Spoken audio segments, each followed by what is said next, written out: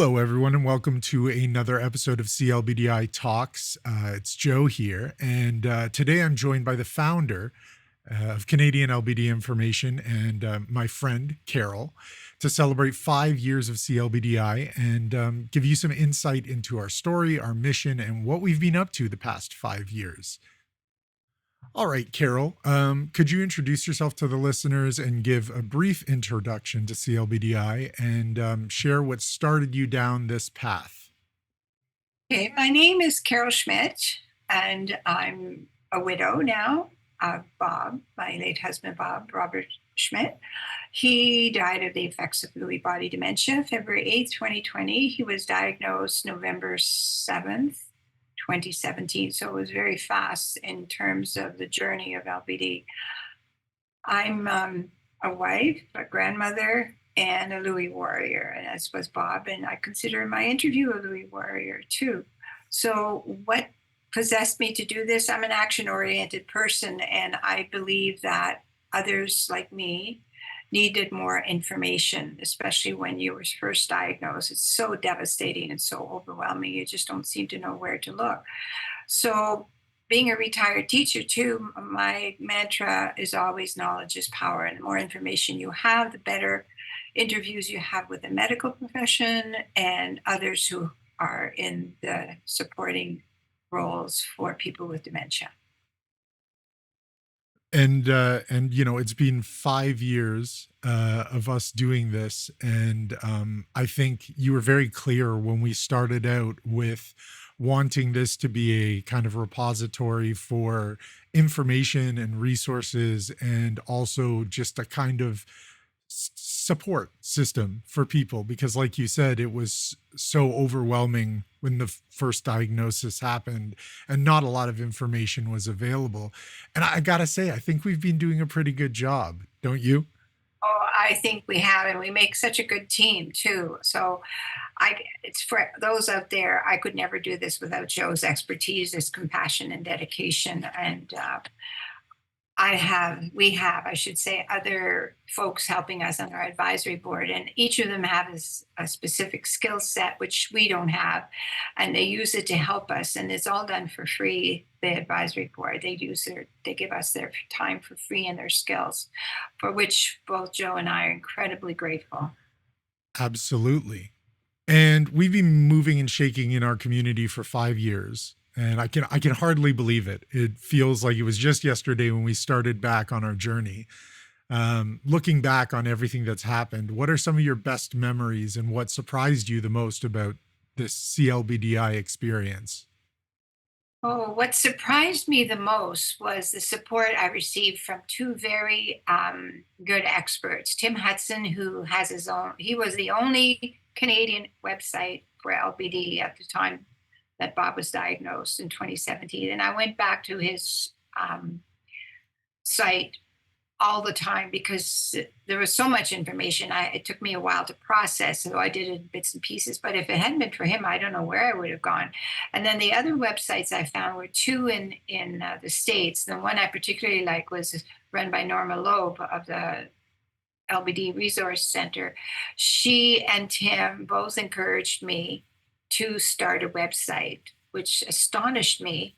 And that was one of my miracles of this LBD journey. So, and off I went. And then the other surprise and miracle was somehow, and I'm not exactly sure still, how Joe came back into my life after he had done a lot of work with me on our computers at home. And his grandfather was my art instructor for many years after I retired. So he came along, and as I said, I could never do it without his expertise. Well, I'm happy to be a part of this. I'm honored to be a part of this. And I think the thing that surprised me the most is, the first and foremost, when I joined, there wasn't much information available, like you said previously. And even just creating this kind of network of information that people can access, these links, these articles, these the social media accounts, that seeing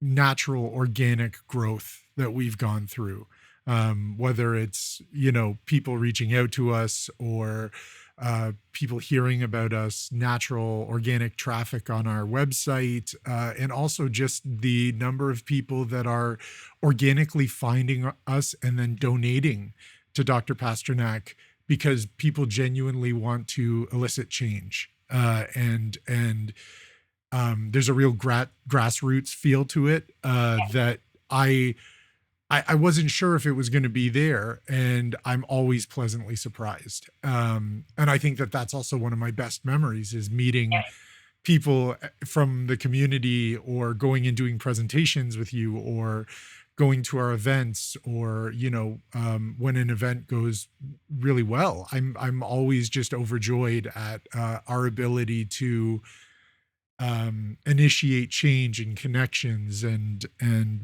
that we're actually having a positive impact. And it just makes me feel very humbled and grateful to be a part of it. I agree totally with you, Joe, because when we were working on our advocacy letter in the beginning of the year, it took us, what, 3 months with the help of our advisory board and especially Dr. Pasternak. And we have our three local levels of government housed in our city hall, which is about a 6-minute walk from me. And I delivered them personally around April. And I had one reply of the three. And it was kind of a nice letter, but there was no action implied, which kind of disappointed me. And then I heard nothing. So when Miss Catherine Fife, our local MPP for the provincial government, was being nominated, it was at a venue that was very close by. So I went, and she actually gave the letter, which I put on a sticky as number 2, to her PA, her personal assistant, Nigel, who's wonderful. I spoke with him for a long time. Well, lo and behold, October 16th, I had a call from Miss Fife. We spent 10 minutes on the phone. I was just amazed. And she's passed on that letter to the health critic for the NDP. So, as Stephen Lewis would say, um, political work sometimes works at a glacial pace.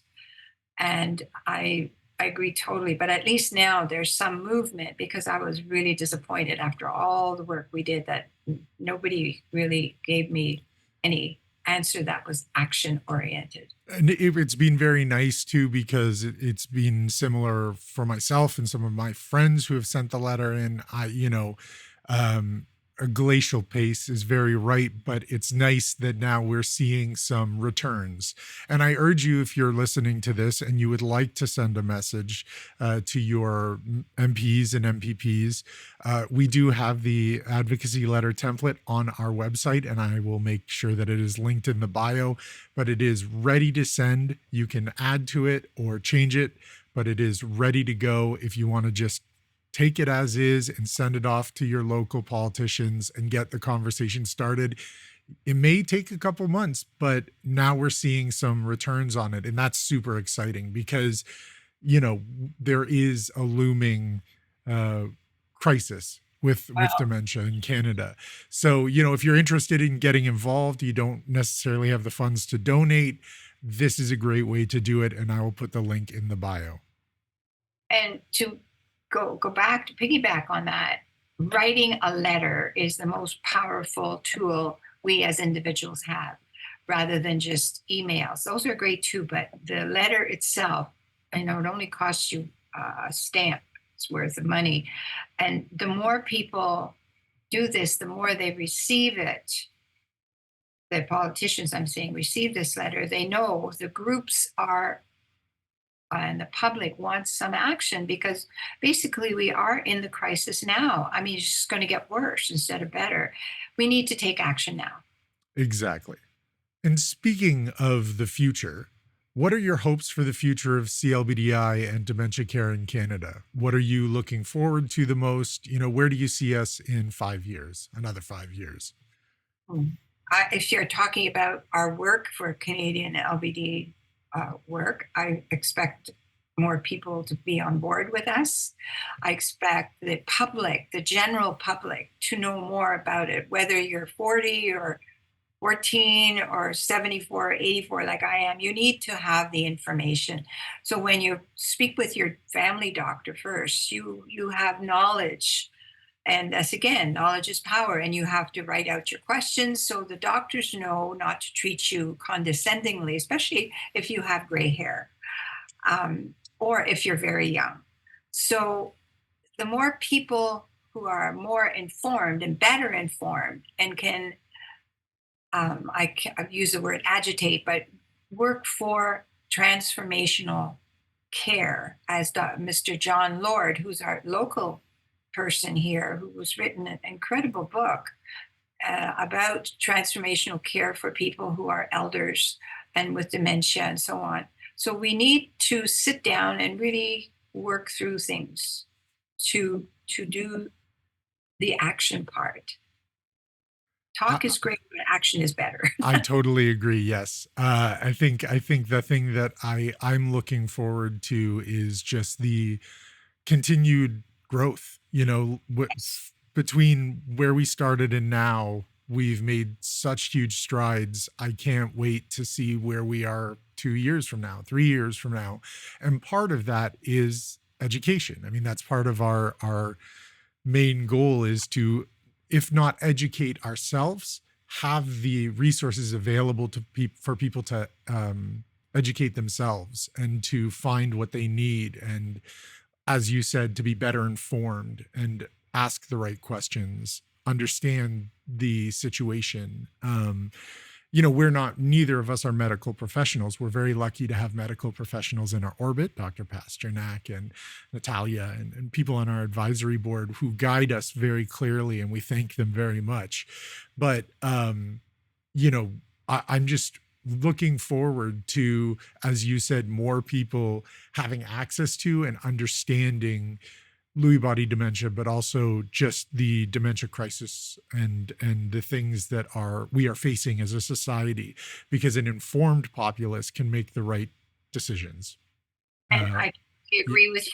And the other thing I wanted to mention, I have a friend whose first husband, died of the effects of LBD long before Bob was even diagnosed. And I reconnected with her, and she was literally a gold mine of information. I would email her or call her and say, how did you work with this? How did you do that? How did this happen?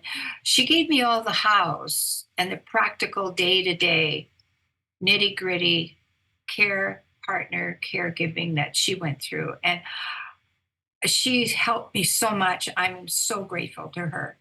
And she did not want to participate in being on the advisory team, but because her life had turned to a different path, and I'm so happy for her the way it's turned out. But when I spoke with her initially, and she always has been helpful, and we remained friends. But you need to have somebody almost like a mentor who will give you answers that are not esoteric. They're the day-to-day nitty-gritty stuff that you need to know. What happens to you and your beloved one who has LBD if all of a sudden they disappear from your apartment? What happens? Like it happened with Bob. I lost him and then I found him again. And it was terrifying, terrifying to know that I thought, oh my God, he could have gone on to Herb Street and been killed by a car. But fortunately, he had enough cognitive abilities then to realize that he had to come home, but he couldn't remember his security number to get in. I found him just at the door. So it's the things like that nobody really talks about those things. How do you deal with your loved one who is not sleeping at night, who has these horrible um, hallucinations, nightmares, and starts lashing out? Got to the point where I had to go and sleep in another bedroom because it was for me dangerous. And because my husband was a big guy, and he was such a gentle giant, but those horrible things that he went through at night, I couldn't help him. I used to wake him up and calm him down and then go and sleep in my own bed. But lack of sleep is one of the major issues for caregivers, and that wears you down like you wouldn't believe. and I think that's why, going forward, we've been so thoughtful about wanting to create more community support. I think now's a good kind of place to soft launch the fact that we are going to be working in 2025 at creating some kind of support groups in the Have region, it all. where people can share their experiences and share their knowledge. And they will start in person, and eventually, hopefully, there will be some online component as well. And it's so important that people have um, access to, like you said, the nitty gritty, whether it's from a personal experience and shared support in a support group or a friend, or also, lots of the kind of dementia and neurodegenerative projects in the region, the Alzheimer's Society, various places are now offering, tips on creating dementia friendly neighborhoods, tips for caretakers, and that's a real change that I'm seeing, is that it's not just having the medical information available, but also the information that will better safeguard yourself as a caretaker and understand the day-to-day situations. And I hope that's a trend that keeps going forward, and I hope that I intend that we will also be doing that as well. Well, that's a great way for segueing in, because in January, on January the 23rd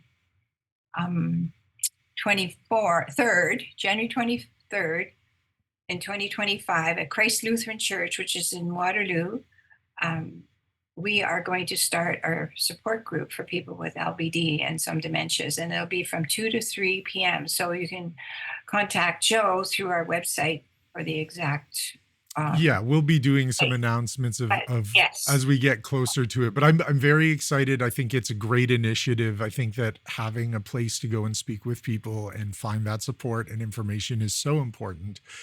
But you know what? I'm going to put a pause on that until we get a bit closer. But you can follow us on Facebook. There will be more information on Facebook and on our website as we get closer. But yes, we're very excited to launch these support meetings, support groups, and it's all from the mind of Carol. She's spearheaded this, and so I'm very excited to see where it goes. and Joe makes it work. Speaking of giving advice to people and sharing your knowledge, what message or advice do you have for people who are on their own Lewy body dementia journey, be it caretakers or people who have just recently been diagnosed? What would you tell them? Oh boy. Okay. So my first bit of advice is what I did. I wrote questions. I asked questions of anybody and everybody I thought might be able to help me. I asked questions of the medical profession. I asked questions from my friend, whom I mentioned. It's, if you don't ask, you won't find out. And no question is stupid. And any answer that works for you is a good answer. But you need to have the questions. The second piece of advice, now that we have 8, not just 2 or 3 LBD specific websites globally, go to our website, because Joe has listed all the other websites specific for LBD. There's also another website which is right out of our area here, from out of the Schlegel Foundation on Aging. It's called Forward with Dementia. They have incredible webinars, and they're for free. All you have to do is register, and the information there is excellent as well. It may not be specific to LBD, but it does have lots of information about caregiving and so on. You need to be informed. Ask questions. Don't be shy. I know some people, I hate going door to door. And at one time when Joe and I went and handed out all kinds of information, just was a couple of months ago, I'm so glad he could do it. And I just followed in his footsteps because he'd done this sort of thing before. For me, it was really out of my comfort zone. But talk to people, and please don't be afraid. I know it's overwhelming, it's devastating, and you think, oh my God, what am I going to do? But the first step is to write the questions that come to you right away. Keep a journal. That's what I did too. Keep a journal about the questions, about how you feel. Vent there, because sometimes it's not appropriate to vent with your family, because sometimes family isn't always that supportive, unfortunately. But most families are very supportive. So don't be shy, is what I'm saying. And I would like to add, just as somebody who has been a caretaker myself, not necessarily for someone with a neurodegenerative disease, but someone who has been a familial primary caretaker for a few years now. If you're a caretaker and you're undergoing this journey, it's overwhelming, it's stressful, it's challenging. Please make sure two things. One, that you are taking care of yourself. I Mm. know it seems self evident, and at times it seems almost impossible, but you need to make sure that you are good, because if you crash and burn, the whole house of cards falls down. So you need to make sure that you're making time for self care. You're making time for enjoying life. You're reaching out to friends, to family. You're finding ways to find the joy in the situation that you're in, practicing mindfulness, meditating, going to the gym, whatever it is you need to do. But make sure you have that. Uh, Maybe not right away when everything is so overwhelming, but as you're building your new life and your new system of support, include time and space for yourself. It's so very important. And the other thing is, I just wanted to echo the sentiment of Carol. Seek out information, seek out local support groups, seek out any way that you can make your life and the life of your loved one more comfortable and less challenging. And there are lots and lots of resources and educational materials and literature that are available uh, out there on the internet or in bookstores, or in the minds of the people that are in your familial or friendship circle.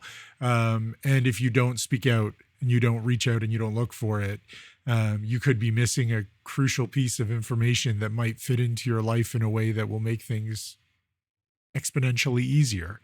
And I know that at the start of a caretaking journey, you don't really have the energy to do that, but keep that in mind as you move forward and as you have to adapt to the changing situation, that knowledge is power. And so, as Carol always says, but it's true. And those are my two pieces of advice. All right, so we've come to the end of our conversation today. And first and foremost, I just wanted to say thank you, everybody who's watched one of these videos, who's donated to our cause, who's checked out our website, who's interacted with us or come out to an event. It means the world to us. And we just wanted to share that we're rapidly approaching kind of what was our major fundraising goal when we started this. We didn't really think we were going to get here this quick, which is just a testament to the support and the outpouring of love that we've experienced. We're getting close to the big $100,000 raised number. And you, as a listener, can help us reach that by clicking the link in the description of this video or by visiting our website. There are ways you can donate by phone, by mail. You can set up legacy or memorial donation funds. You can donate online directly. But yeah, we just wanted to thank everybody who's donated their time, energy, interest, or their money from their pocket to the CLBDI cause. We can't do it without you. And the response that we've had has just been incredible. I'm grateful for it. Some days I look on the website and I see how many people are reading our website, and I'm just feel this immense joy because I know that people are finding information and guidance and resources. And some of the stories we've heard have been amazing. Some of the people I've met have been amazing. The people on our advisory board are incredible. We had our 5th anniversary party with friends and colleagues and family last week. But with this being our 5th anniversary episode, I wanted to give Carol the final word to speak to the community directly. And so here, the platform is yours. Well, thank you, Joe. I just want to thank everyone who supported us in little ways and big ways and continuously. Listen to me, vent sometimes, cry, use the tissues. I mean, I've been there, done it all, I think. But I also want to especially thank Dr. Pasternak. He is the lead researcher out of the Robarts Research Institute of the University of Western Ontario, and that's where all our fundraising goes, to his research. And he is an amazing person, and he always has time for us. And whenever I ask him a question or send him something to vet, he'll respond eventually, like within about a week, because he's incredibly busy. He's not only neurology professor and a researcher for the LBD, but he's a clinician. He has LBD patients, so he sees the whole spectrum. He sees the big picture.